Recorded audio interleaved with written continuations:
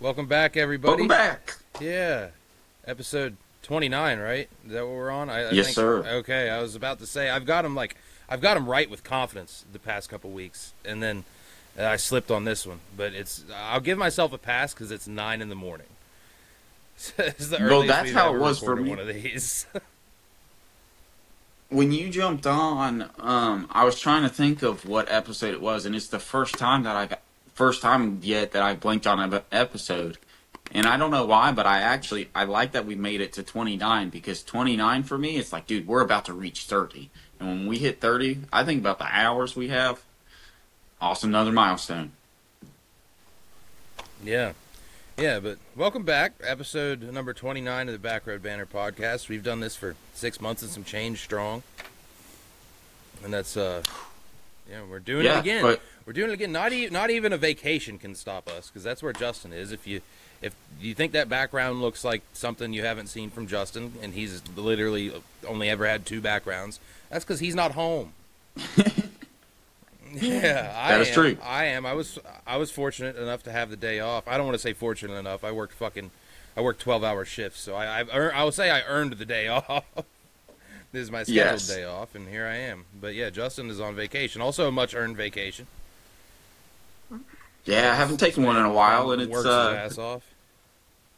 Oh, it's nice, dude. It's been fun. You know what's funny about it? Just because I'm having a lot of flashbacks from our trip at Myrtle Beach. You know, nearly a freaking decade ago now, which is crazy.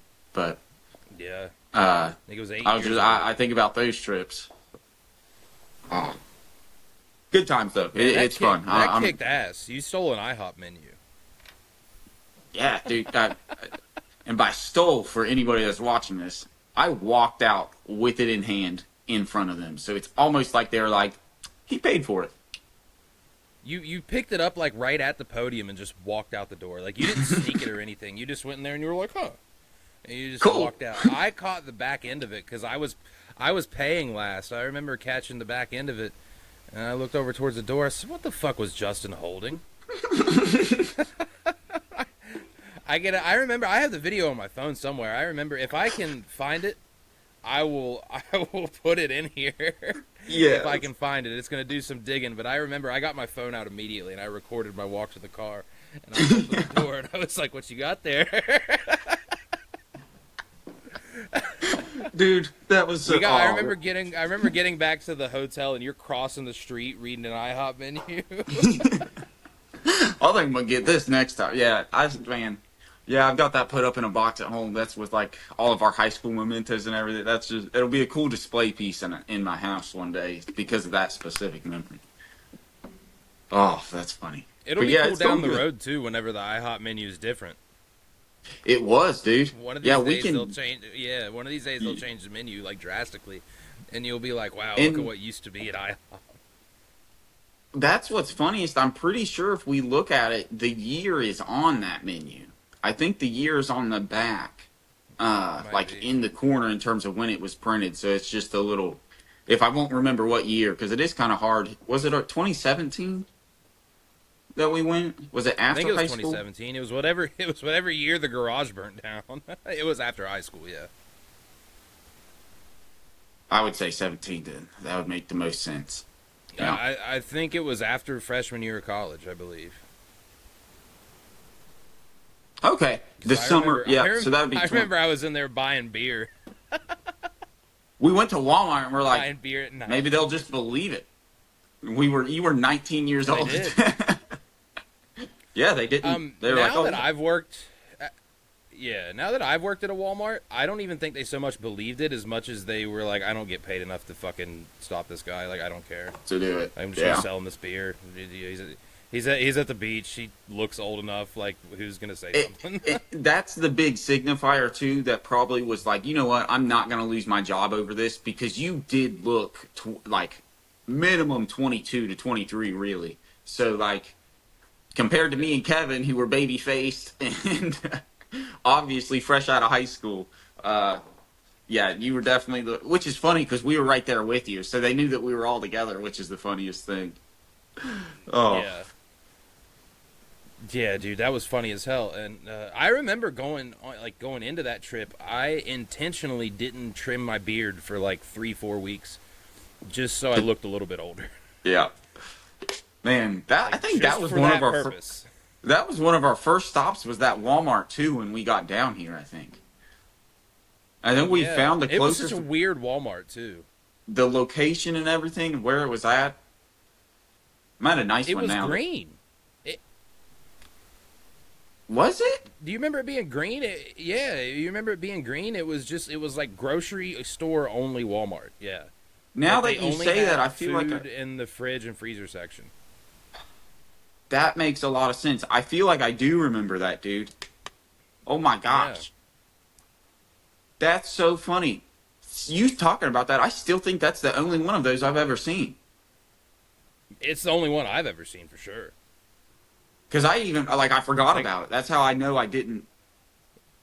yeah, Dude, good I've memory. seen smaller WalMarts, but I've never seen a green one. Like that one was green. I remember seeing an orange one. I remember Yeah. seeing an orange one somewhere. Was that Cross Really? Lanes that had the orange one? I don't I know. could It have swore might. driving. I could have swore driving down to Andy's there used to be an orange Walmart on the side of the road, and I remember seeing it, and I said, "What the fuck? Why does it look like that?" Dude. You know what? I believe you just because there's so many little. Once you hit Charleston, man, we drive through so many towns to get through to get to Taste Valley that very well could Yeah, have. Yeah, that's crazy. That good times. That's so funny. Oh, I can't wait. yeah, dude. But And yeah, anyway, vacation's going good. how's the vacation been? Yeah, give us the Yeah, rundown so far. it's been really good. It's been cool to be here with the family, like with my family, and get to have a vacation with all of them. Couple things. I'm not even going to leave it for a review because it's not worth. The food in Myrtle Beach is all completely overrated and overpriced. For the quality that you get, it's absolutely atrocious. Um, there, I'll get the name next week of the exact one, but there's a buffet that we ate here the first night. My sister found a fly in her roll. My brother proceeded after my sister pointing it out to the lady. My brother then took the roll up and was like, "Hey, my sister found this in the roll." The lady told her, "Yeah, that happens all the time. We can't do anything about that." In the roll, like not on the roll, like it was In the baked into the roll, fucking thing. in the roll, There, and they there 100% multiple. is something you can do about that. You can fucking throw it away whenever you see a fly land in your dough. And also, if the fly's even on it, that's still a health code violation. You're still handing it out, and for you to tell a customer there's nothing you can do about that is complete bullshit because it's a dead fly. So if a dead fly's on the rolls, it's probably been there. But that's a $50 a plate person minimum. So Yeah. just One of the complete ones horse that had crap. like seafood and shit, like crab legs and lobster and stuff. Yeah. Yep, and they said that it wasn't bad, but it was all very plain. Which I don't eat seafood, but everybody else does. But it was just a really crappy experience. And I told them, I was like, that's a lie. Like, it's a health code violation. I said, if we point that out, they automatically have to shut down and get pest control in here. Like, that's in the food. And the lady, the table waitress, was just completely overplaying it or whatever. Well, I left because I was going to go up and just make a formal complaint about the logic and the logistics of this is the law. I know the law. How do I know the law? Because I looked the law up at the table. So I know the South Carolina laws. So I wasn't just talking out my ass. Because I literally showed it to Courtney. I was like, just so you know, this is what has to happen if they do that. Well, I left, went out to the car because Layla was getting wore out. The manager ended up coming out and apologizing to everybody and making a whole scene. Was like, that girl should not have told you that. And everybody's like, well, no shit. No duh. Like, that's Yeah, obvious. she really shouldn't have said the part that this happens all the time. That's like not something you say to any paying customer whenever something like that happens. Even if it does happen all the time, you lie. Yep. You lie, you say, I'm sorry, we'll get this taken care of, we'll address the issue, whatever. Even if you're not going to, you lie. You tell them what they want to hear. You don't say, oh yeah, that happens all the time. Then I would be like, okay, I'm leaving. like now, or I'm Well, going somewhere else. that she was already secured in her thing because everybody already had their plates, so everybody was going to already have to pay, and there's an automatic 18% gratuity on it. This cunt made hundreds of dollars on on tips at our table on that. Hundreds of dollars, because you got to think there was 8 adults and six kids, and it's $50 per adult and $25 per kid. Wait, if it's a buffet, why is there a need to tip anyway? Nobody's serving you. That is my fucking point exactly. And guess what? They got every single drink wrong except for the people that ordered waters. Never corrected them.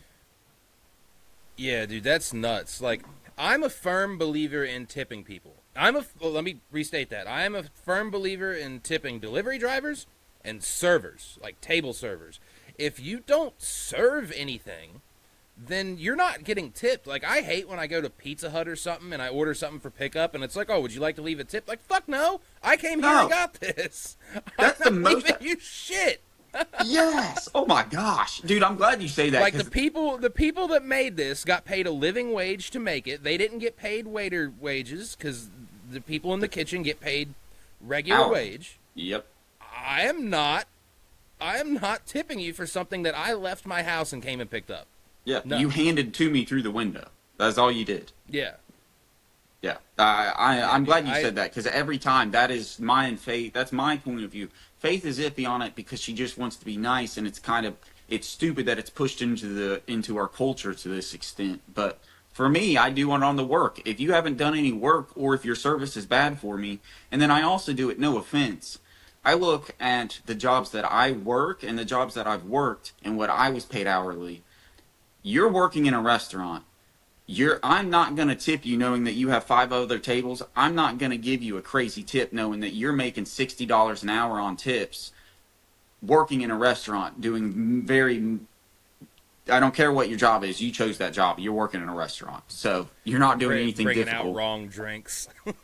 Yes. So it's just frustrating. And then that's all I was thinking about. I was literally adding it up in the car. I was like 18% on a $600 bill. Yeah, this girl didn't deserve 5% on a $100 bill, let alone making the money that she just made.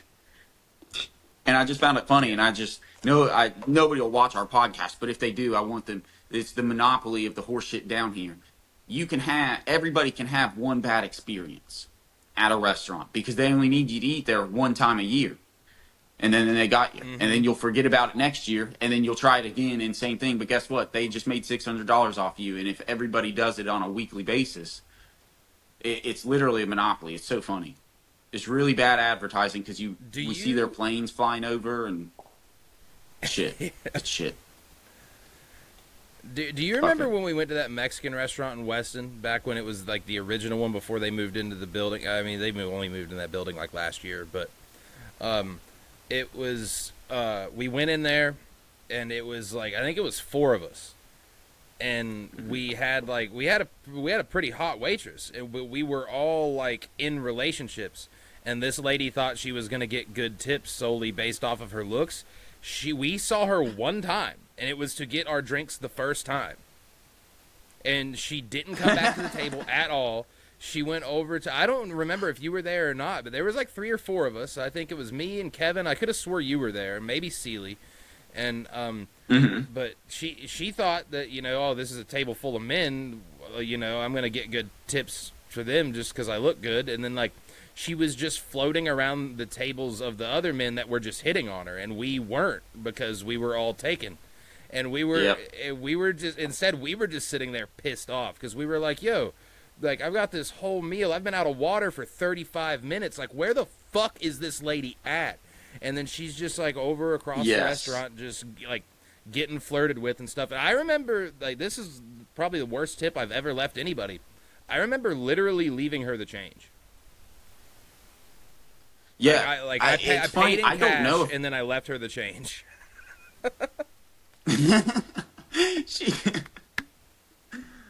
I don't know if I was there for that, and it's only because I just don't know, but it's definitely an experience that if I was there, we would have been apart, because it's funny because I feel like that's the perfect description of our friend group. We're over, like, You're not just getting shit for no reason. Like it's quality of your work. Your job comes first. Your hotness does not matter. And I'll tip a waitress good, and they don't even have to do a spectacular job. They just have to literally do their job. They have to be present and be there. But that lady was like not there. She was everywhere else. She was only at the tables that were like giving her attention and compliments and stuff. And then we're just like sitting there pissed off with our meals, you know, nothing to drink. We're like, dude, where is this lady at? Like, we saw her once. I don't even think she took our food order. I think somebody else had to do it. It's really funny because that's it's a really common thing. Also, it's funny that happened at the Mexican restaurant because I don't really see that happen at Mexican restaurants too often. You're good.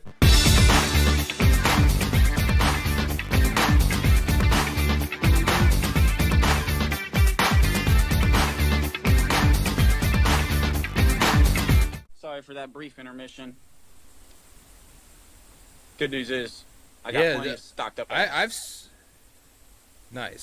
I've seen us like I've seen the shit, you know, freeze entirely, but I've never seen one of us get entirely booted from the call without like a full-blown power outage at least. Dude, it makes no sense. I have LTE down here and it is shit service. That's inside the house. Outside I have 5G right now, so hopefully it stays connected. Yeah, that's nuts.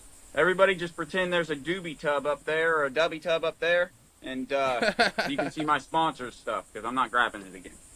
But I don't blame you. But Dubby, be better. Yeah, we could tell Riverside that. They need to be better. Yeah, they need to be, that's, They need to be a lot better. Yeah. But anyway, back to the conversation. I told everybody about a food experience. Let me tell you about a good one, dude. Yesterday we went down to Broadway at the beach down here, and they've done a lot. They're doing new renovations even since last year. Whenever I was here, they brought in new restaurants. We ate at Wahlburgers. Yeah, dude. 37 locations in the U.S. I recommend somebody finding them. Very basic few menu items, and every single one of them is delicious. I mean, freaking awesome. Very cool spot. And I don't have it here. It's in there drying, but I'll show it next week. They came with a Tupperware container. Your to-go food comes in a Tupperware container that has their logo and their green stuff on it. It's cool. It's very, very well branded. Hell yeah. I have one an hour and a half for me. I just had to look it up. Oh, dude. Yeah. It's definitely, if you can find other reasons to go to that area, I recommend checking it out for a burger joint. And honestly, their macaroni and cheese is some of the best I've ever had. It's incredible. Nice. It blew my mind. But very good. Hell yeah. Yeah, dude. If you're if that's it for your vacation rundown so far, I know I know it's just the beginning of it. We'll get a lot more vacation talk when we come back around next week. But I'm gonna get into my weekend a little bit because, oh boy, do I have quite a complaint. Really? So I went to Picklesburg last weekend. I was really looking forward to it. I thought it was going to be the most fun thing ever. That shit sucked, bro. That shit was so bad. It was terrible because it was like, now you've seen the bridges in Pittsburgh. You know, they're normal width bridges. Like they've got, you know, the 2 lanes. They got, you know, one on one side, one on the other. They had the bridges closed off because that's where all the vendors were. And for some unknown reason, if you're looking at the lane long way like this, they had about 25% of it closed off just so, like, for people to not walk on. So it was like, however many people were there was a shitload of people. We went Saturday, which I would assume would be the busiest day because that would just make sense for it to be the busiest day. Yeah. You couldn't move. You could walk about because you had a big portion of the walkway taken up by the vendors. You had a reasonable portion of the walkway fenced off. You could walk about 3 wide across the whole bridge, and there's God knows how many people there. Yeah. And then you have some dipshits that are just standing there like in a crowd, like not moving. Like, get off the fucking bridge. Like, get out of the way. There's Yeah. not enough walking space here. We were barely there, dude. It was me and Jocelyn and her dad. We got there. We walked across one bridge, and like, I was trying to not say anything about it because I tend to get easily irritated in crowds, especially that tight of a crowd.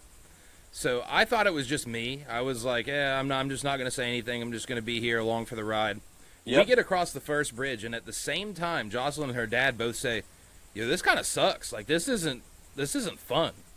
And I said, "Dude, thank God somebody else said it first because I was thinking that too, but I didn't want to be the party pooper here. You did. This does suck. Like, this sucks so bad."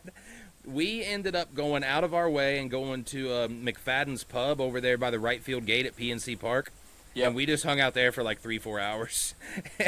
We just drank and ate food, and then we walked back across the other bridge, and then we got the hell out of there. Yeah. So Picklesburg sucked. I didn't even get a souvenir, like, because it was so crowded and the lines were so bad. I didn't stop and get anything. I didn't try the pickle beer. I didn't try anything I wanted to try. Just wasn't worth it.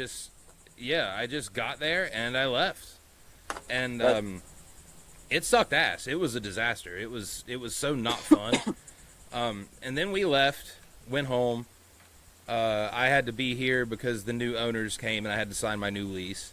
Oh, so, yeah. We got home pretty quick, and after I got that taken care of, we went to the liquor store. And while we're at the liquor store, there's about an 8-person fight going on outside. Holy shit. Damn, that's a full brawl, bro.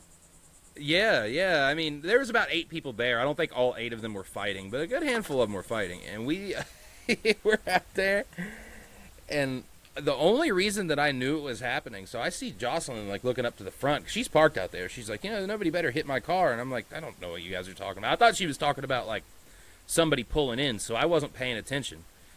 And then I hear one of the cashiers on the phone with the 911.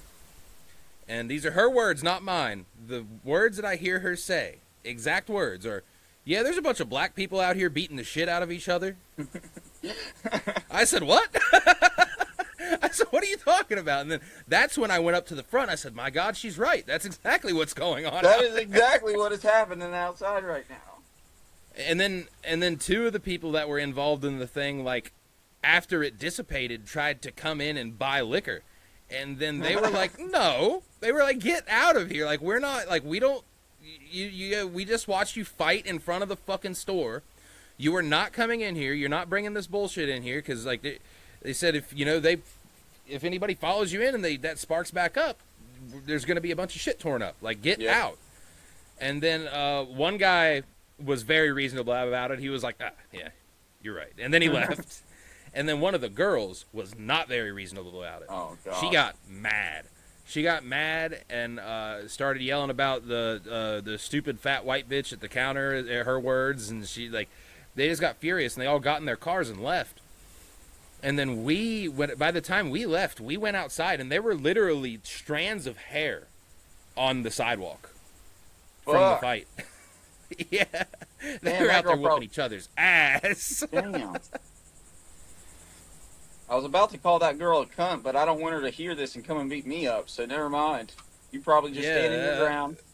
Well, that's all right. I don't think she had a car. She was riding with one of her friends. Oh, okay. I ain't too worried about it. There was like 8 people there, 3 cars. Like, okay. Well, in that case, that girl should not be a cunt, and don't blame shit on the worker for protecting her job, basically. Yeah, and she tried to argue. She was like, "What? I'm not allowed in here for breaking up a fight." And she was like, "No, you're not allowed in here because you were a part of the fight. Like, we saw you. There's a window right there." Dude, that's awesome. That sounds like a real fight, man. That's way better than the Walmart fight I watched. Yeah, they were. I didn't actually see any of the fight part. Like, I saw the back end of it. Mostly, it was just like screaming and shit. And they were like 8 people. They were like 8 people shopping in the liquor store, and we just all went up front and like watched. That's the proper reaction. And then the cops showed up, and then the lady that called them had like no way to describe anything. he comes in there. He's like, "Well, are they still here?" No, no, no. They left. They all peeled out. And then oh, what kind of car were they driving? Well, it was about 3 different cars. Well, do you remember what any of the cars were? No, no. I'm like, wow, you suck. Like, Yeah, what the? if you're gonna call the cops on people, you got to remember some fucking details. At least one of the cars. Write them down. It's not that hard. Yeah, yeah, something. Because, and she's not gonna. I'm sure she doesn't know these people. They could have left, came back, and walked right back in the store and not got kicked out. You know what I mean? Yeah. That girl, that was you know what? crazy, That man. girl's dumb at her job too. Maybe she was just a dumb white girl. She might have been. She obviously didn't I care remember too much the- about protecting the store. She didn't even remember who it was. I remember the dude that was at the counter was just laughing. He was just enjoying this thing. And apparently Jocelyn knows who that guy was. It was some older fella. I guess it was like a friend of her dad's. And then she was like, yeah, he was not concerned about that at all. He was, I was like, well, why do you say that? And she goes, because he's a bad motherfucker. like that guy could have handled anybody in that group, I'm sure. He's probably like 70 years old. Holy shit. That I guess he was, I guess he's Dude. just a badass dude. She told me why. I forget what it was. I don't know if he was some kind of like really high ranked ex-military or something like that, or if he was like a fighter or something. But Yeah, if she's giving him credit at that age, he's definitely earned something. yeah. Yeah, but I remember like he was just unfazed. He was probably just sitting there like, let somebody come in here. And Yeah, start some shit. that's what those people are wanting. Those people are just, It's they're been the too quiet long. ones. Yeah. Yeah, That's funny. Oh, yeah. that's good.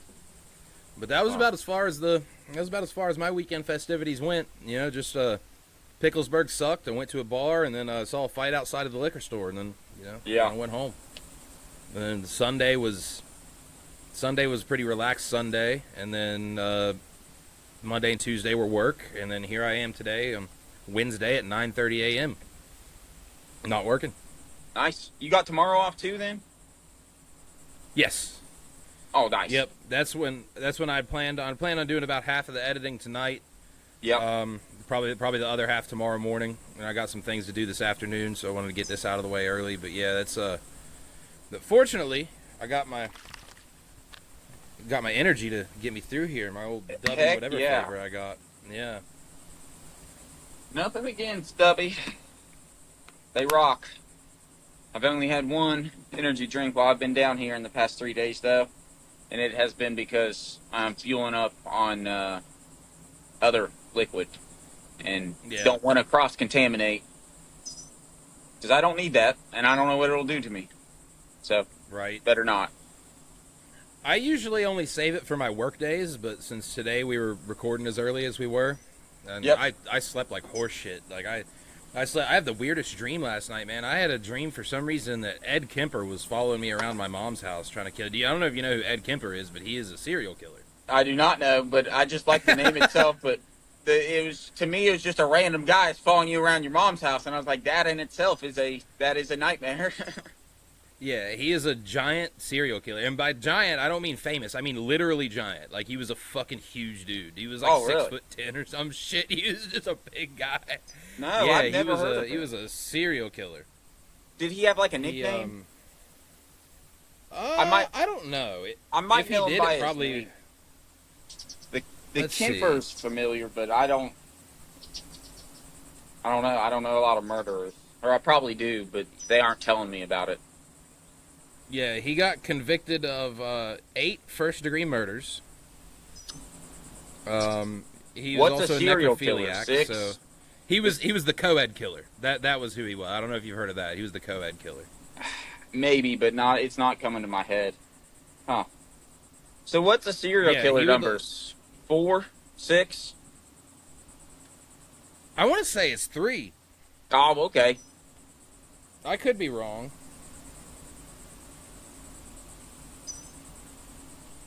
Well, 8's a high number, so either way, he definitely reached it. It's just... Now I'm curious. Yeah, serial killer is generally defined as someone who has murdered 3 or more people with a cooling off period, a significant break in each time between each murder. Okay. Okay. Yeah.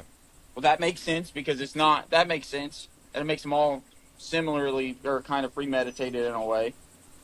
So they're not just the spontaneous shit. That's cool. Yeah, he's still alive.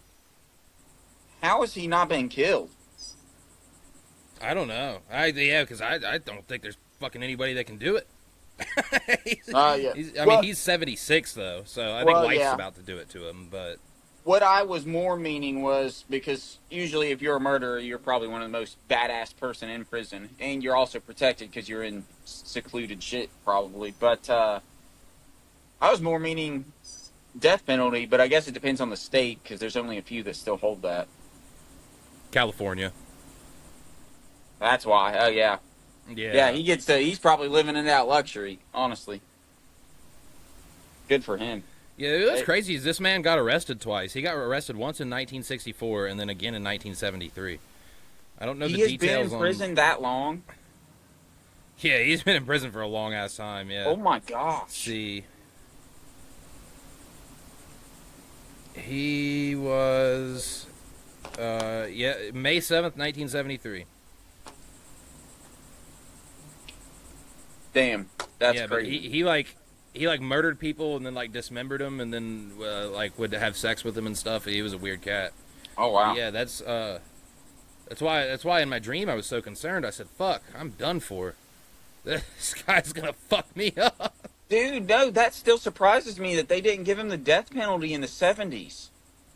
If he was arrested that long ago, you know, I feel like it was like the mid 90s when the death penalty started being like challenged in courts. I obviously don't know shit because I've never been put to death or challenged on it. But, dude, that's crazy. That's really terrible. Yeah, this guy's somehow still kicking. He's old. Probably won't be kicking for much longer.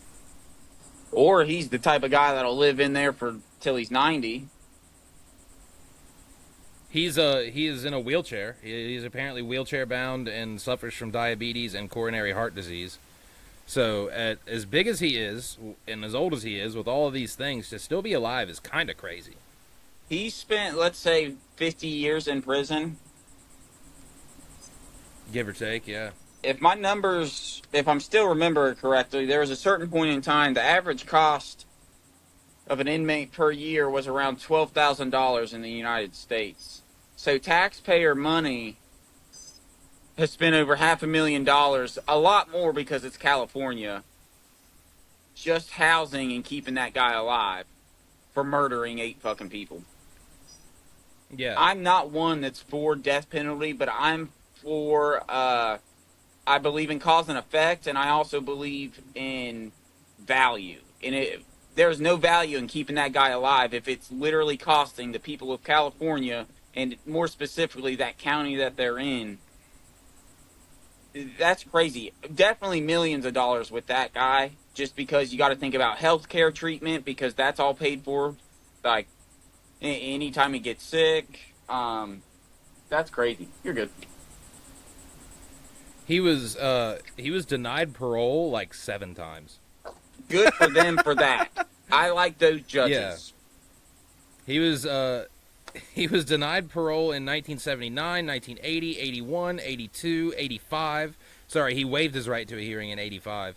In 88, he was denied parole. He said, "Society is not ready in any way, shape, or form for me. I can't fault them for that." That's a weird way to word that. I think what he should have said is he is not ready for society. Well, that's how you know he's a serial killer, because he probably believes they're not ready for me. Like, they still haven't got caught up to my skill level yet. That's crazy, dude. Yeah, and in California, a lot of them don't own guns. So, let's see, he was denied parole again in 91 and 94, waived his right for a hearing in 97 and in 2002, denied parole in 2007. The prosecutor said, "We don't care how much of a model prisoner he is because of the enormity of his crimes." Waived his right to a hearing in 2012, denied parole in 2017, declined another parole hearing in 2024. His next eligible one is 2031, provided he makes it there. That is He is. props to the judges that were over his cases and denying him, because that just shows that Yeah. at least they still have sense in that state, even if the government itself is kind of erratic at points. That's awesome. Good It for probably him. wasn't even like a question. It probably wasn't even like a question for them either, because they probably looked at this guy, especially the earlier ones, the ones that were, 30, 40 years ago. They probably looked at this guy and said, who the fuck's going to stop him if he does reoffend? We're not. Yeah. We're not letting this guy out of here. Yeah, because more often than not, people don't get in worse shape in prison, especially if they're spending 60 years in the thing. Yeah, well, now he's in a wheelchair. And, Oh, okay. That's a big wheelchair. Yeah, in April 20... Yeah, no doubt. A psychiatric evaluation conducted in April 2024 classified him as a high risk to reoffend, even in a wheelchair. That's bananas.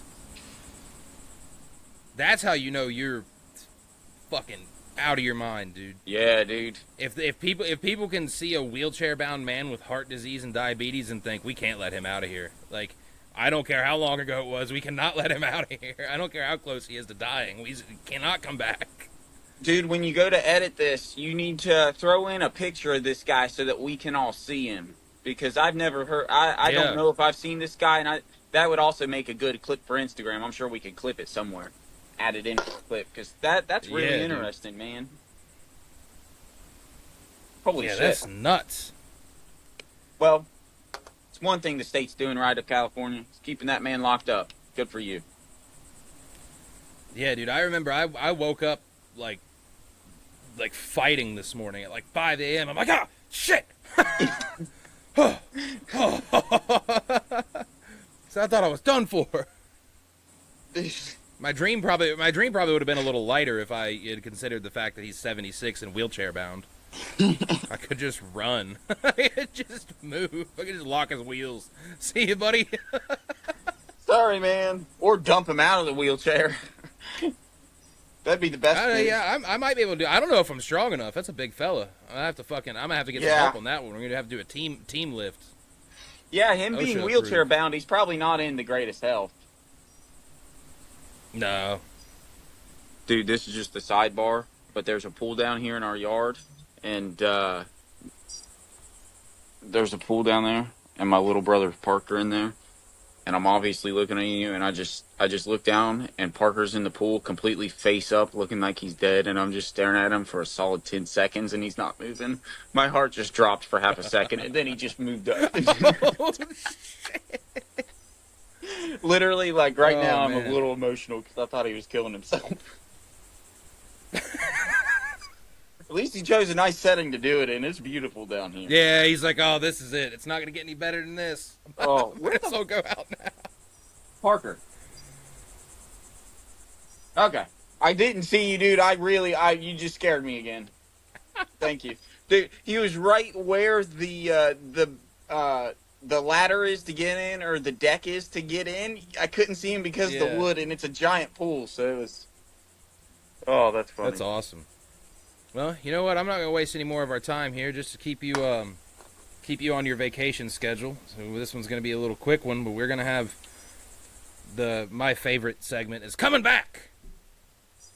The bracket. This is our biggest bracket yet. 16 good people in bracket. this sumbitch. Good Yeah, one. dude. It's the Wyatt Hall's thought of pretty this good. there last week, and whenever Wyatt thought of this and he said it, I was like, man, this is better than choosing our Hall of Fame. Because this is one that Yeah. I feel like more people can get on board with, because there's more of these type of players. You know, like, Yeah, there's a lot of them. A lot of very memorable, like not great but good players. yeah. Great at some things, but not like they Not Hall haven't of made the Fame. All-Star team 10 times, you know what I mean? Yeah. They haven't made the All-Star team 10 times. Yeah. Don't have their jerseys in the rafters, at least not some of them. Some of them do. Yeah. I think 2 of them do.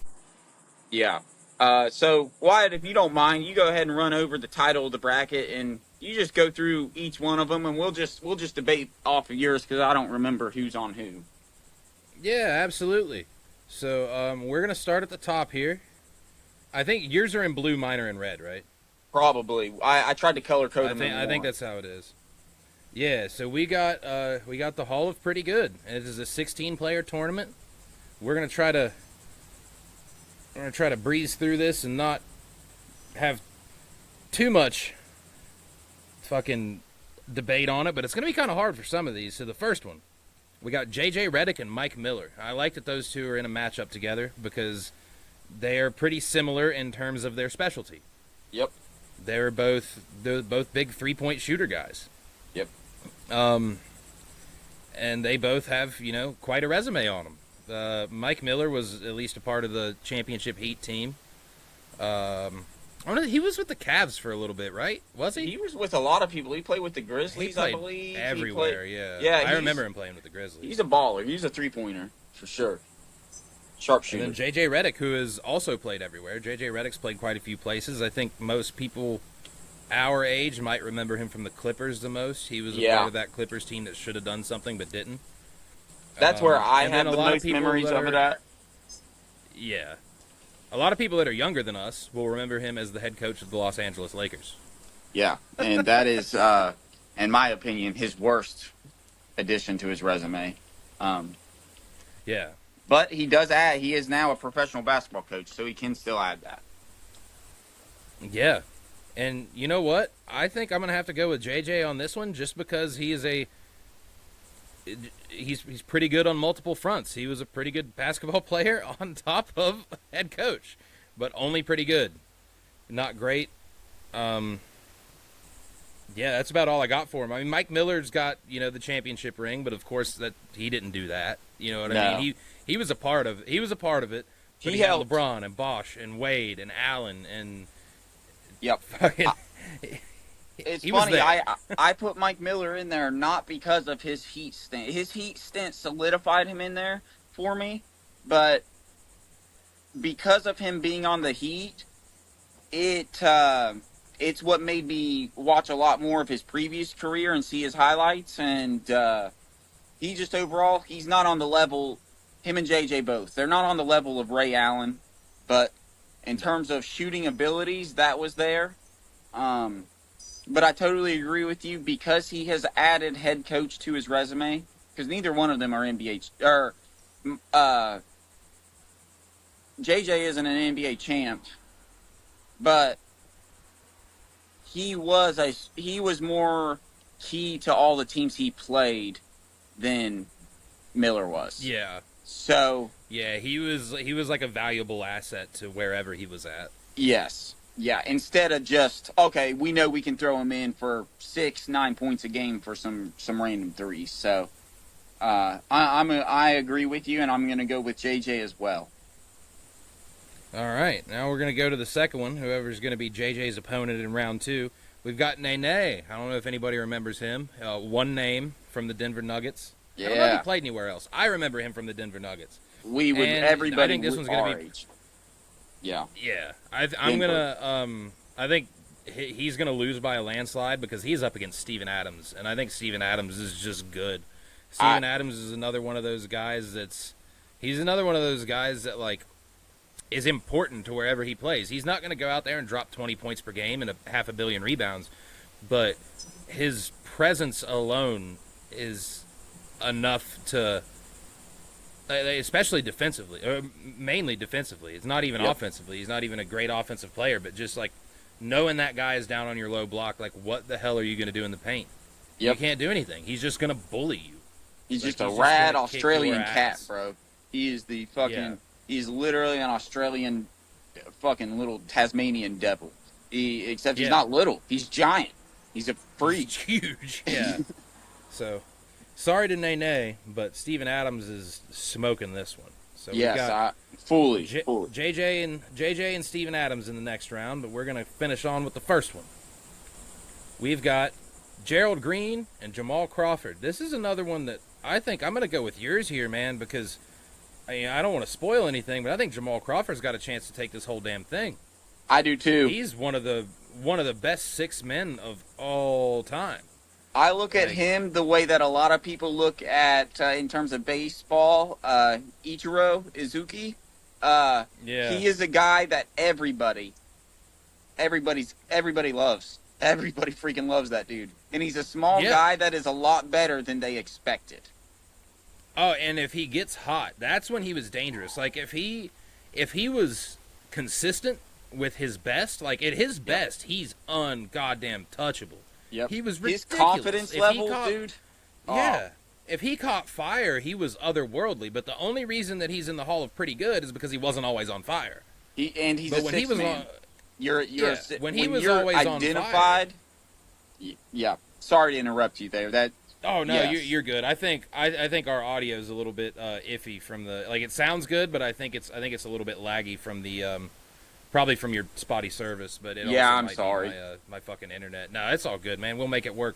We've made it work 29 weeks or 28 weeks in a row. We will make That's it work. right. 29. But yeah, dude, I gotta go with Jamal Crawford. Just like when he's hot, he is one of the. I think he's one of the best. Like during his time, I remember seeing him catch fire, and you're like, "What? Why doesn't he do this every night? What do you do with this guy? Yep. He's nuts." He's a funny one because he's, for me, like my prime years for him are again with the Clippers. The Clippers have so many people that are like on the cusp of being phenomenal, and then yet they just are like we mentioned Blake Griffin. He's not. I don't think he's in this one. He was an honorable mention for me, and it's only because Yeah. I think he has a good chance of actually getting inducted. Yeah, he was a little. Yeah, we decided he was a little bit too good to be in our bracket. Yeah. Yeah. He was. But to me, he almost falls into that span of a Clippers player that like was almost there, but just was lacking one little thing. For me, he was lacking about 25% blackness. Yeah. If he had if he had that, I feel like his career would be harder. But you know what? He's still probably a Hall of Famer. So, but I'm with you there. Jamal Crawford has to move forward. Yeah, I don't see any other way. Our next one, this rounds out half of our first round. Monte Ellis and J.R. Smith. And I'm going to have to go with your pick again. I'm going to have to go with J.R. Smith. Because Monte Ellis was good. But J.R. Smith just had the longevity, dude. Like, he always found a way to have a roster spot. And another guy that if he caught fire, what are you going to do? Well, yeah, he was a guy you had to lock anything. down. You had to worry about, which is really funny because, especially in his early career, he was a freaking dude. The bounce that guy had. That's what I loved. Oh my god! Him and Amon Shumpert. It was hard for me to choose. I was gonna either do him or Amon Shumpert because to me, both of them, they're the same player. Amon just didn't have like you said, the longevity. He didn't have the career length that J.R. Smith has, but. J.R. Smith, to me, he's a guy like it's really funny to me. I wanted to pair him up with J.J. Redick because I see them very similar in terms of the roles that they play for the teams that they're on. Yeah, like they could be the core guys in certain situations, or they'll just be your 6th, 7th man that you can count on for those specific roles and not necessarily key roles in games. yeah, dude. And J.R. Smith, like when he got hot, he was especially when he played with the Cavs. When he got hot, he was a guy that you could have a hand right here, and he's just not gonna care. He's like, I'm gonna shoot this, and I'm gonna make that shit. It's funny that you say that. I'm gonna give a little more credit to his time with the Knicks because I think that the Knicks and the Nuggets helped develop him into like, man, I can be this. If I have this confidence, I can do that. Yeah, sorry, we could talk about him forever. I really could. I really admire that guy. I love J.R. Smith. He's the shit. I wish he was still playing, but age happens. Yeah. Unless you're LeBron, then age doesn't happen for some reason. Yeah, and then prices don't change either. That's what's crazy. You get older and your contracts go up if you're LeBron. Yeah, that's true. The next one here, Nate Robinson and Mario Chalmers. This is another one that I'm going to have to go with your pick. Because, dude, Nate Robinson was solely like I really like this guy pick. Yeah, he was a personal. Just from the dunk contests and shit, yeah. He was just incredible to see somebody that small get up like that. That's what it was. It was more of it was a confidence boost for the average guys because obviously his basketball skill level was far beyond everybody else's. But him having that height and then obviously having to work to some extent harder than the average player, it was like a confidence boost for the average person. Like you had to root for him. Yeah. He's the Muggsy Boggs. He's the he's the Spud Webb. You got to admire what he was able to do in that league. Yeah. And I admire what he's done since that league. Nate Robinson has fought death here in recent Really? months. Yeah, he was about to die. I think he had a kidney problem or something. I think he finally got his transplant. I think he's doing well. I hope I hope I'm not lying. I'll have to look that up. So if I hope he's doing well. I think he's doing well. But I got to go with Mario Chalmers because he was just such an integral part of that Heat team. Like, without being a star player, he was one of those guys. Like, that was a different team if he wasn't there. I'm not saying it was a 100%. bad team. Yeah, not saying it was a bad team, but he had a lot to do with that team's success. Just you know, being the point guard for all of those superstars they had, and he was there before they were too. So he was. Yeah, he was Mario like an Chalmers original. kicks ass. He's like Udonis. He's an original, kind of a core guy that everybody else helped rise to the top. He rose with him. Yeah. Yeah, I'm with you there. My reason for choosing Mario was again, I think about the impact that he had, you know, on for people our age growing up in terms of Right. basketball. And like we're saying, we can't choose Hall of Famers, so we're choosing the guys that we repetitively saw make a difference beyond just a singular season. And he definitely was that for me. This is a sidebar. I hate to add on to it, but I like that you had mentioned it because I actually think that Pat Riley forming that 2011 or 2010 through 2014, 2015 Heat team, I think that is some of the best management that I've ever seen because I don't know. I think that every person on that team, like, I don't think those teams would have been those teams without one singular person on that 12-man roster that was on those benches. Yeah. Like, every single that person. Heat team, The everybody was interwoven and had from fucking like, complemented Anderson each other, to everybody. Nerlens Noel, like Shane Battier. Dude, that was just got to give props to him thinking on it. That Heat team, though they only won 2, that's one of the best formulated teams that I think our generation has ever seen. Yeah, it was something, dude. They because like a lot of people talk like they were the first people to do the super team. I don't really think they were. I mean, you had Shaq and Kobe 10 years before that. You had look at Michael Jordan and look at Michael Jordan in the 90s. Michael Jordan. Look at the Lakers in the 80s. It's always been a thing. It's just look at the Celtics like 2 or 3 years before that Heat team formed. Dude, I forgot it. Yeah, the 08 through like 2010 Celtics or 07. Yeah, those guys, they were literally the trio. Those were the people that the Heat were formed to top in the East. Yeah. No, that is what the Heat were built for, was to get through the Celtics. That's why there was one person for every person that we picked up. Like Bosch was our big guy. Yeah. Dwayne Wade was our. It's really ironic to look at it that way. Oh, that's too funny. That's crazy. But yeah, that Celtics team was something else too. But fuck, they would have been something else for a lot longer if they weren't like they were thrown together. I don't want to say late in their careers, but later. Later, and then they all also had different egos. They all had to. The only one that didn't was Rondo, and it's because he was young.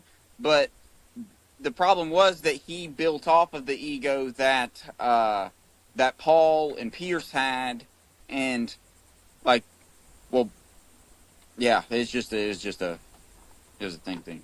Paul and Pierce. I said Paul and Pierce. I meant Paul and Garnett.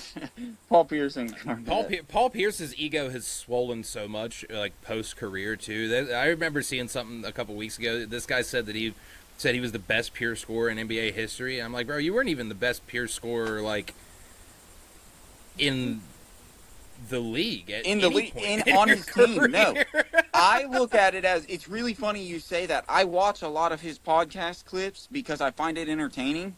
He is the first NBA player that I believe has CTE. I don't Yeah, think this he you tried to remembers his say own he was. career.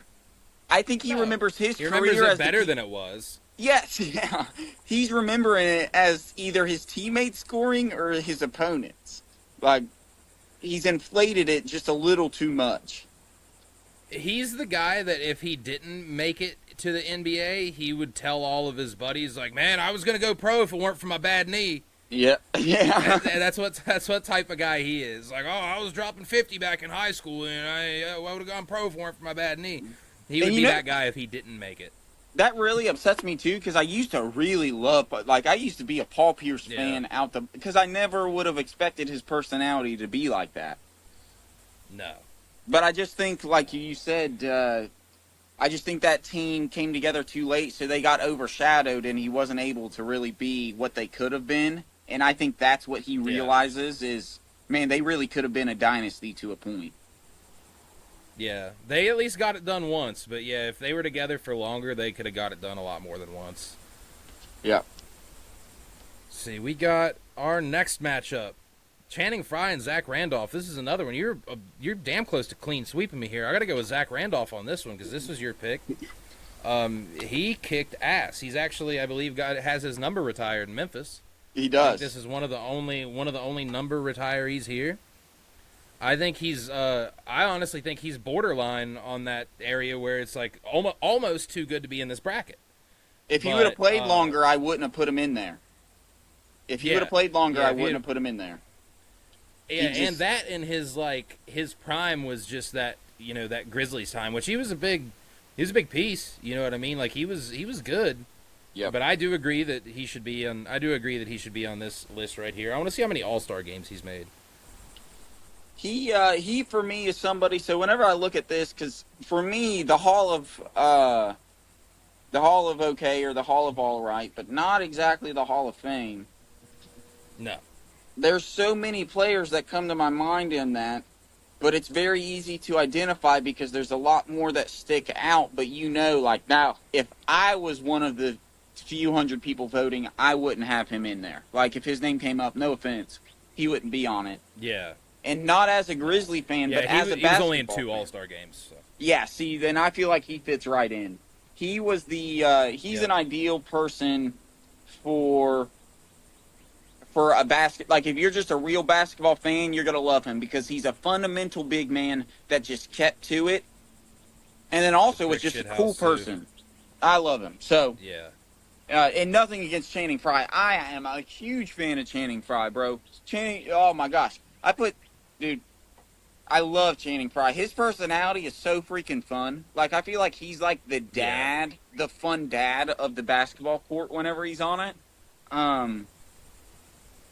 Him and Richard Jefferson. I put him and Richard Jefferson, literally, they are in the same tier of everything. I feel like they're just mocks of each other. Like, they're the same person with different hairstyles. One has hair and the other doesn't. That's right. But I'm with you. Zach Randolph. We're gonna go to the next one. Yeah, Zach Randolph takes that one. I'm gonna have to go on to the next one here. I'm gonna go with mine for the first time since the first one. We've got Kyle Korver and Matthew Dellavedova. Now, while I did like Matthew Dellavedova a lot, he played a big role for the Cavs, and that's about it. I know he's played other places, but he played. People remember him from that 2016 Finals because of his defense. Yep. He locked down Steph. Kyle Korver. People remember him forever for being one of the league's best 3-point shooters. Yeah, for me, my Kyle Korver is the Hawks Kyle Korver. Like, that's who I picture. Yes. That's who I think of. And because of that, I'm 100% with you. He goes like J.R. Smith. The longevity of his career and with him not dropping off, in my opinion, I actually think he got better up to his retirement. And I'm 100% with you. Not even a close call. I love Matthew. I love the Australian players. I like that he's small. But it's not even a competition between those two to me. Yeah. He definitely outdoes Yeah, him by far. he was a dude that knew his role and played it extraordinarily well. I think Yes. he was also on that championship Cavs team, right? Yeah. I know he played for the Cavs. I don't Yeah, he remember if he played was on for the the Cavs. championship team or not. Was he? I believe so. That's what, and That's that's what's funny as funny hell. for me. Like, as a sole Heat and Cavs fan, my opinions of a lot of these players aren't with the Cavs. Like, I see them more as I their know. previous. Yeah. There are 1, 2, 3, 4 people on our list. A quarter of our list played for the Cavaliers, but I don't remember a single one of them. If I remember any of them from the Cavs, and it's J.R. Smith, but it's like you said earlier, it's not even what I remember him most from. Yep. Yeah. I remember Matthew. Like, I put Matthew Dellavedova for me for the most from Cavs because the impact oh that he yeah, had on that team. But yeah, 100%. that's really the only place he got like playing time too. Yeah, he's a great player. He's just one of those players that fell into the gap. Mm-hmm. All right, and then our last one of the first round here. This one's going to be kind of tough, I think. We got Kenneth Faried and Udonis Haslem. I think this is tough because Kenneth Faried, when he was good, was damn good. He was dominant. He was a dominant player. He just wasn't good for very long. He was he was a crazy offensive rebounder. That's what I remember him from the most. I remember even playing 2K, and like every time if I played with the Nuggets, every time I'd miss a shot, he was like replacement Nene. Yep. Same hair and everything, and he I remember every time missing a shot in 2K, if I played as the Nuggets, like Kenneth Faried was just there. I'm like, what the fuck? He's not even a giant guy either. Like he was big, he was like 6'8" or something, but he was playing like he's playing right full, spot at the right time. Yeah. Rebounding. Always. Yep. And then you got Udonis Haslem, which I think his argument here is he played forever. He was on literally every Heat championship team that has existed. Yep. He's played for 22 seasons for the Heat, 20 seasons for the Heat, something like that. Something like that. And with that, he's also been at he's on my list because unfortunately, I don't think he's going to get a Hall of Fame, but No, I think he deserves. He wasn't good enough. I don't know if he'll win this list, but he deserves a Hall of OK because he's been a guy he's a guy that every organization wants on their team.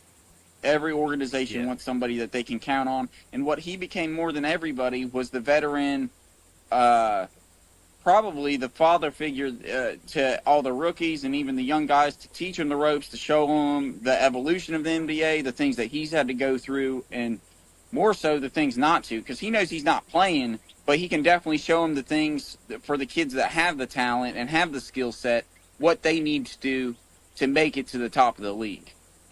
He's the type of player that, to me, he'll probably go collegiate, but whenever he goes to coach, he's going to be one of the best coaches that I think has ever existed. Yeah. He's just too good. Yeah, dude. He kicked ass. He was there forever. Always found a way to be on the roster. He was Miami born and raised. I don't know if you knew that. I did born not. In Miami, went to high school in Miami, went to college for the University of Florida. He's homegrown, as homegrown as it gets. He has been in Miami his entire life, except for 1 year where he played basketball somewhere in France. That was the beginning of his career. That's where he was at before the NBA. 1 year. Yeah, for me, I'm going to have to go with Udonis on this. I think so too, man. I think so too. He's just a staple of the NBA to me as well, honestly. Going to really respect him as a player, as a career, and as a man, and overall. Similar to the JJ Redick point, he's been a coach. I consider him as a leader of so many different teams that got to go forward. So there we go. Our first 8 are down, and we are up to our Elite 8 at this point. All right, I'm excited. This will go quick, and I think we'll be able to really have good, deep conversation. If not deep, really short, quick conversations, because everybody will be like, yeah, that's indisputable. You can't even argue that shit. Yeah. So who's our first a tough two? one to start out. A tough one to start out here. We've got JJ Redick and Steven Adams. That's pretty tough. I am, shit. Okay. This one is going to be one that, if people see it, there's going to be a lot of people on each side of this fence. Okay. I don't even know which side of it I'm on. No. So as just a personal fan, I want to choose Steven Adams because he is one of my favorite basketball players of all time for some reason. I think it's also because of his personality. But as a basketball fan, and that's what I'm voting on, an impact of the game, but not a Hall of Famer. And to move forward, I'm going to go with JJ. I think he's done obviously with coaching, but he's just done more with the teams that he's on because he's been on more teams and obviously he played longer. But I just feel like that's also the right thing to go with. So yeah, that's my vote. with you there. I think JJ moves on. Okay, sweet. JJ moves on to the Final Four.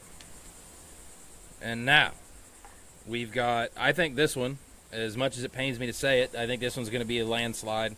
Jamal Crawford and J.R. Smith. Sorry, J.R. Jamal all the way. Very similar types of players in terms of when they get hot, they're unstoppable, but Jamal Crawford is just that dude. Yep, he's my favorite. Yep. He's just too good, man. So Jamal Crawford bumps on in that one. Up next, we got Mario Chalmers and Zach Randolph. This one's kind of tough. I'm gonna have to go with Zach Randolph just because of the couple All-Star appearances. I think that makes him more pretty good than Mario Chalmers was. I think. I'm doing it from a personal standpoint.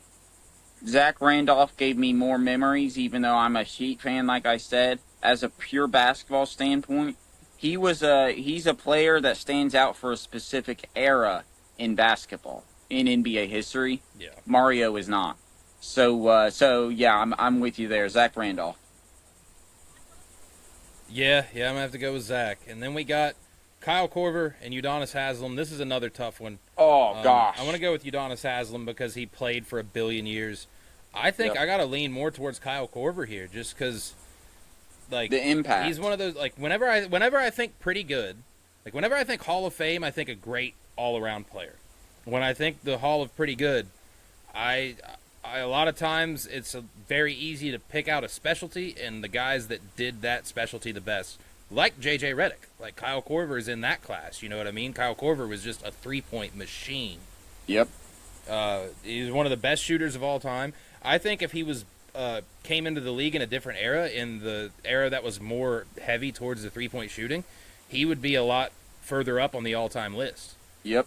Like, that's the whole all-time three-point list. Like, people say nobody's ever going to break Steph's record. I don't believe that.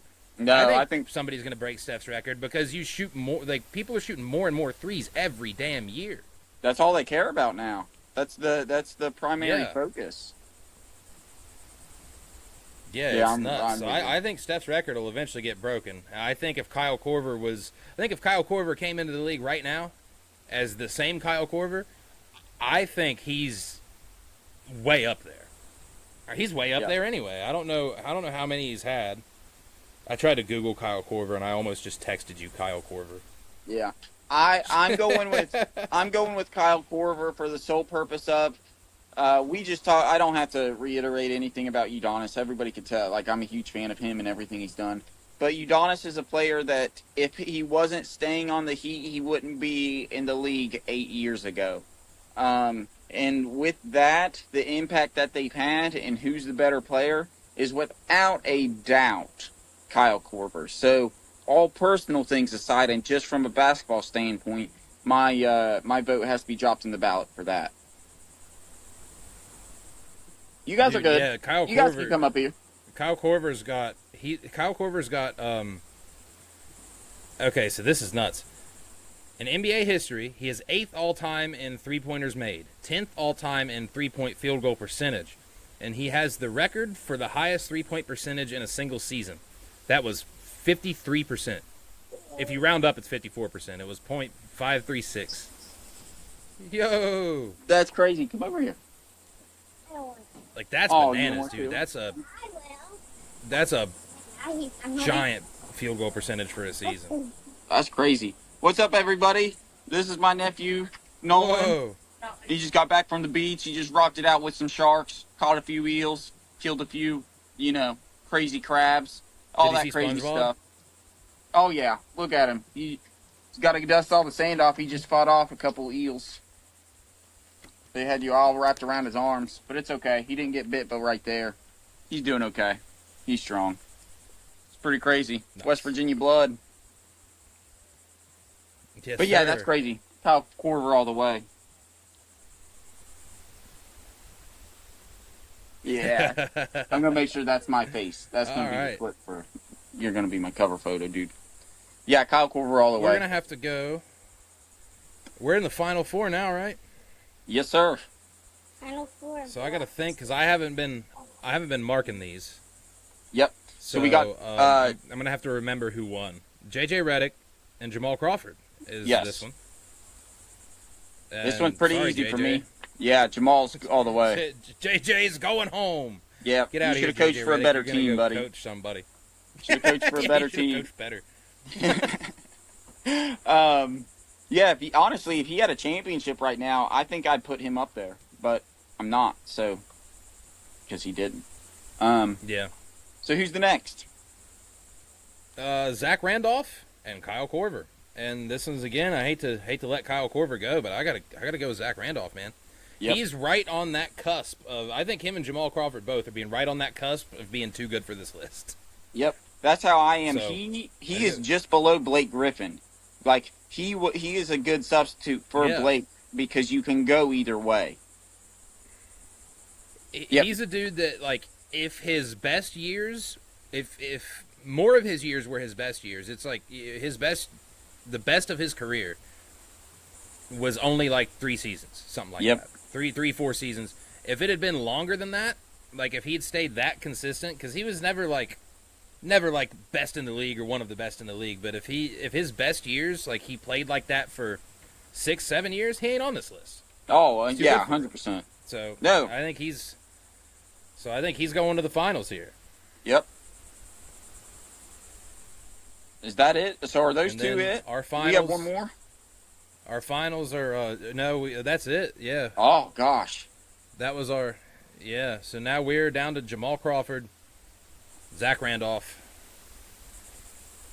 I have to go with Jamal Crawford here. See? I don't think I think he might be about the most pretty good player that has ever pretty gooded. I absolutely, yeah. That's ever pretty good. Okay, Yeah. Nolan, what's your thoughts? Jamal Crawford or would you go with Zach Randolph? If you just had to choose, Jamal or Zach? Jamal. Guys, Nolan just said Jamal. Yep. And if he said Jamal, it's kind of got to be Jamal. He's the most okay basketball player that I think me and Wyatt could have thought of on this list. Yeah. Not quite Hall of if Fame. you want to hear some crazy stuff here, 3 6-Man of the Year awards. The definition of pretty good right there. This is pretty crazy. I didn't know it. In 2019, he became the oldest player to score 50-plus points in an NBA game. The first player to have 50-point outings with 4 different teams. And in that game, he had 51 points total. Off the bench.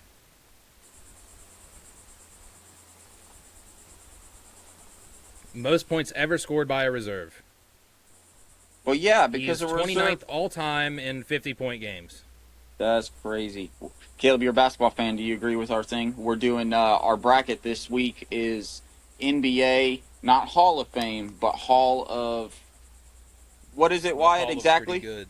The Hall Pretty of good. Pretty Good. The Hall of Pretty Good. So we're doing people that aren't exactly Hall of Famers, but are right there. Do you believe that Jamal Crawford is a solid winner for that? Even though you're a different generation, so that's... I'd say so. I like Jamal. I think Kyle Korver is too. Yeah. Hey, dude, Kyle Korver. Kyle Korver Hey, was in he our... made it pretty far. He made Yeah, it Kyle pretty Korver was far. in our Final Four. Dude, that's. I'm using the. That's so funny. He did not hear... If anybody watches this, Caleb has been a quarter mile away at the beach. He has not He's heard been any of not our here. list. Yeah. That is... that's so funny. We have been talking about Kyle Korver, and he's beat out some really strong people. So that's funny. We had Udonis on here. We had J.R. Yeah. Smith on here. We've had We've had I forget because we went through so many people. Have a lot. Yeah. We had Mike 16. Miller. We started with 16. But yeah, I Yeah, we absolutely. had 16. I agree with you, dude. So That is now- Jamal Crawford all the way. Thanks for your input. Who's Yeah. left?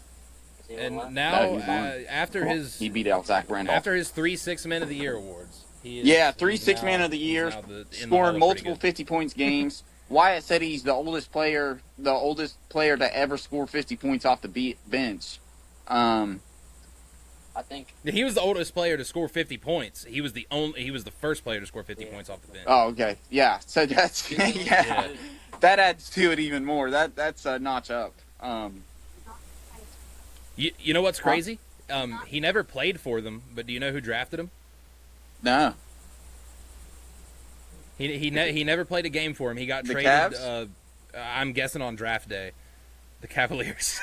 what? He made his Oh. debut for the Chicago. Yeah, he made his debut for the Chicago Bulls, but he was drafted first round, 8th overall pick in 2000 by the Cleveland Cavaliers. Well, if anybody watches this, you should just take note and say the Cavaliers at some point acquire some pretty good players. Pretty Not Hall of good. yeah. Famers, but Yeah, some pretty good players. The Cavs had so many pretty good guys in here. That's crazy. That is awesome. Oh, my man, gosh. well, congratulations, Jamal. I don't have anything to give you. I have something I can give Jamal Crawford. If he wants to come pick it up, he can get this. Yeah, for the He can get land. This old Cavaliers championship shirt. I love this shirt. I haven't worn this shirt in forever. I Make need you to feel get good. I mean, I won't have it. I won't have a new one with a trophy on it, Matthew unless Della- some things happen. But He was on our list too. Matt, he was Caleb on there just, too. yeah. Just look, I he could probably sit there and guess 10 of our 16. Dude, I really like this because we had JJ Redick on there. Obviously, we had Steven Adams on there. We had a pretty good list actually. This is funny. Caleb is 10 years behind me and Wyatt plus, so it shows there is a generational gap. But we did pretty good with putting these lists together. Then Oh, my God. I like that the phrase "pretty good" keeps getting thrown around in this list. yeah, that is Oh, good, man. I like it. Pretty good. That is great. Yeah. Well, that's a good way to cap this off, dude. I don't know if you got any closing thoughts, but I'll let you get back to your vacation. I'll get back to my busy off day I got coming up, and then or semi-busy off day. Got a couple things to do. Get them knocked out and get done. Yeah, absolutely, man. I'm going Yeah, closing thoughts. so Or if you everybody got enjoy anything your to- week. Wyatt, I hope you enjoy your couple Yes. days off, dude. I know you got to work this Yeah, weekend, so absolutely. you got a long week coming up at least. Yep. Yeah, hopefully you enjoy it. Get all your shit done and rest up a little bit. Do you have Yeah, any? it's fine because I will be off whenever Fantastic Four comes out, so I'm gonna go see that.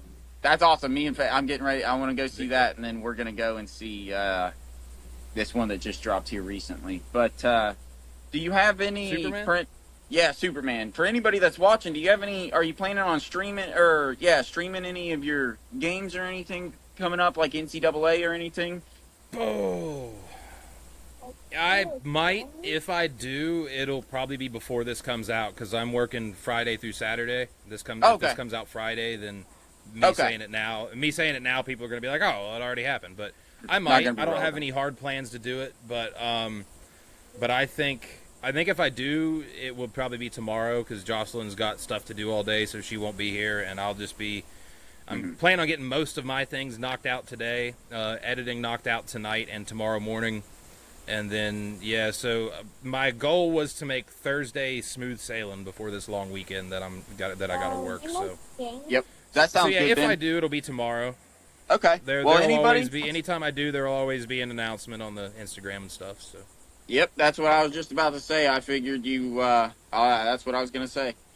If you're watching this, you missed his Wednesday, Thursday shows, but just pay attention to our social medias because, as he always does, catch our stories and then follow those links to our streams because it's usually some good content. Even if the game's boring, Wyatt's commenting on it, and that makes it entertaining. So it's worth watching. yeah, I usually got some things to say. So. Yeah, yeah, some things to say. All right, man. Yep. Everybody, hope you have a Some good things week. to say Wyatt, is a good way to word it. I'll catch you later, and yeah.